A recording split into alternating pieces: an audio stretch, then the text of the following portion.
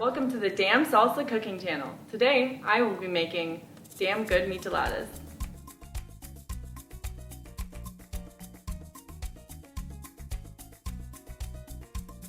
Start with a glass, and we have to rim it. Put a little lime juice to prep that.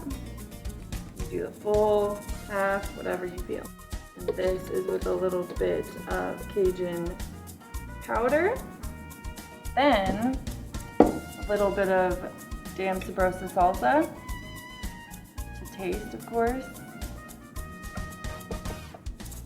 And a little bit of tomato juice.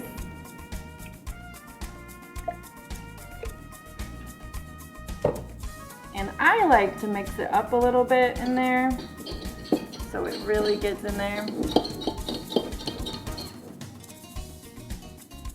When you pour your beer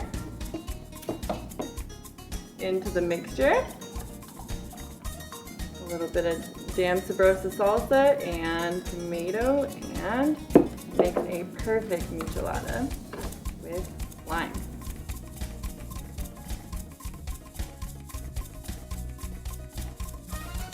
Thanks for watching.